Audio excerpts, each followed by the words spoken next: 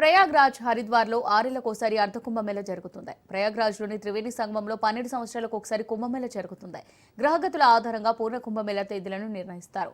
పుణ్యస్నానాల కోసం కోట్లాది మంది తరలివస్తారు. ఇక మహాకుంభమేళ 12 పూర్ణ కుంభమేళాలు పూర్తయిన తర్వాత మహాకుంభమేళ జరుగుతుంది. అంటే 144 ఏళ్లకు ఒకసారి నిర్వహిస్తారు. మహాకుంభమేళను అత్యంత పవిత్రంగా భావిస్తున్నారు. ఈ సందర్భంగా అఖాడాలు, నాగసాధువుల ఆధ్వర్యంలో ఎన్నెన్నో ప్రత్యేక కార్యక్రమాలు జరుగుతాయి.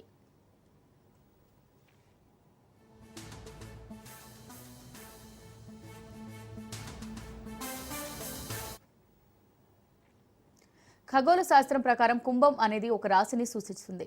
ఈ రాశిలో కుంభమేళను నిర్వహిస్తారు. సూర్యుడు బృహస్పతి సంచారం ఆధారంగా ఈ కుంభమేళ తేదీలో నిర్ణయిస్తారు. సూర్యుడు బృహస్పతి సింహరాశిలో ఉన్నప్పుడు నాసిక్ త్రయంబకేశ్వర్లో కుంభమేళ నిర్వహిస్తారు. ఇక సూర్యుడు మేషరాశిలో ఉన్నప్పుడు హరిద్వార్లో నిర్వహిస్తారు.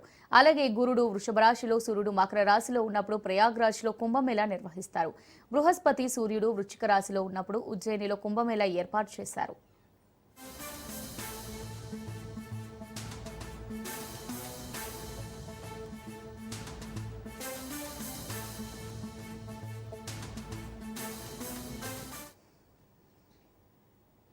మహాకుంభమేళ సమయంలో భక్తులు ఆచరించే రాజస్నానాలకు అత్యంత ప్రాముఖ్యత ఉంది.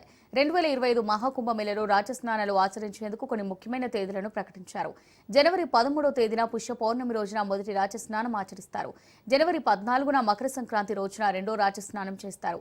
ఇక మూడో రాజస్నానం జనవరి 29వ తేదీన మౌని అమావాస్య రోజున ఆచరిస్తారు. నాలుగో రాజస్నానం ఫిబ్రవరి 3వ తేదీన వసంత పంచమి రోజున నిర్వహిస్తారు. ఐదో రాజస్నానం ఫిబ్రవరి 12వ తేదీన మాఘ పూర్ణిమ రోజున ఆచరిస్తారు. ఇక చివరిదైన ఆరో రాజస్నానం మహాకుంభమేళ ముగిసే రోజు అంటే ఫిబ్రవరి 26వ తేదీన మహాశివరాత్రి పర్వదినాన్ని చేస్తారు. మహాకుంభమేళ సమయంలో పవిత్ర నదుల్లో స్నానం చేస్తే సమస్త పాపాలు నశించి మోక్షం లభిస్తుందని హిందువులు బలంగా విశ్వసిస్తారు.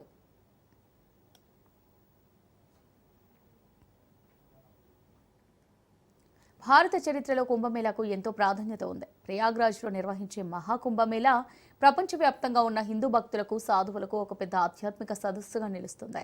మహాకుంభమేళాకు 850 ఏళ్లకు పైగా చరిత్ర ఉందని చరిత్రకారులు చెబుతుంటారు. ఈ మహాకుంభమేళను ఆదిశంకరాచార్యులు ప్రారంభించినట్టు తెలుస్తుంది.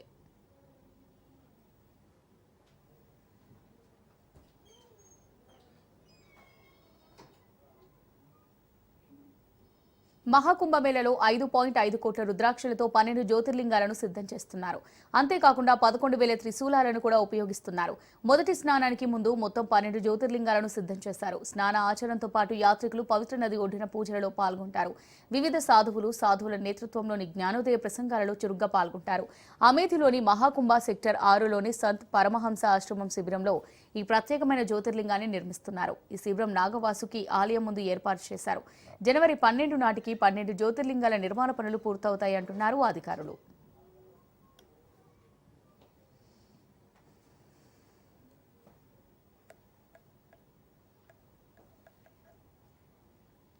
మహాకుంభమేళలో పవిత్ర స్నానాలే కాకుండా సాంస్కృతిక కార్యక్రమాలు కూడా జరుపుతారు.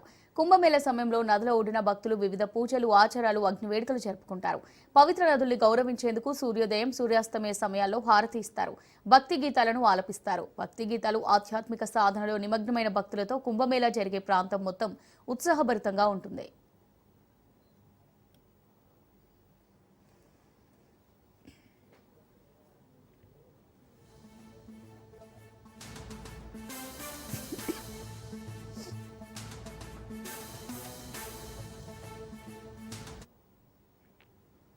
ఎంతో ఆశతో ఎదురుచూస్తున్న పుష్కరాలు రానే వచ్చేశాయి.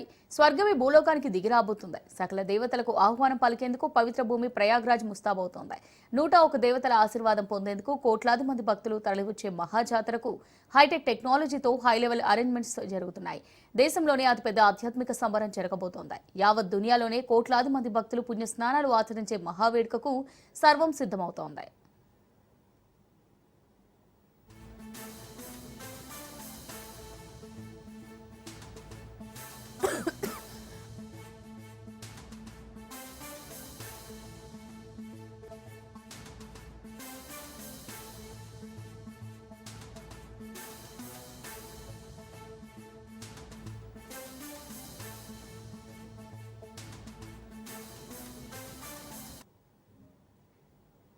వైకుంఠ ఏకాదశి సందర్భంగా ఉమ్మడి నల్గొండ జిల్లా వ్యాప్తంగా ఆలయాలకు భక్తులు పోటెత్తారు.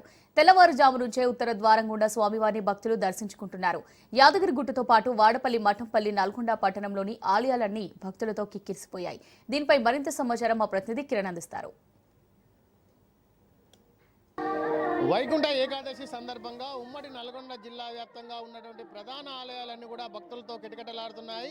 ఈ రోజు తెల్లవారుజాము నుంచే భక్తులందరూ కూడా ఆలయాలకు చేరుకొని ఉత్తర ద్వార దర్శనం ద్వారా స్వామివారిని దర్శించుకుంటున్నారు. ప్రస్తుతం మనం నల్గొండలోని రామాలయంలో ఉన్నాము. ఇక్కడ ఉదయం నుంచే భక్తులందరూ కూడా ఉత్తర ద్వార దర్శనం చేసుకొని ఆలయాల్లో అయితే ప్రత్యేక పూజలు చేస్తున్నారు. వైకుంఠ ఏకాదశి సందర్భంగా ఈ యొక్క రోజు ప్రత్యేకతను తెలపడానికి ఆలయానికి చెందినటువంటి అర్చకులు ఉన్నారు.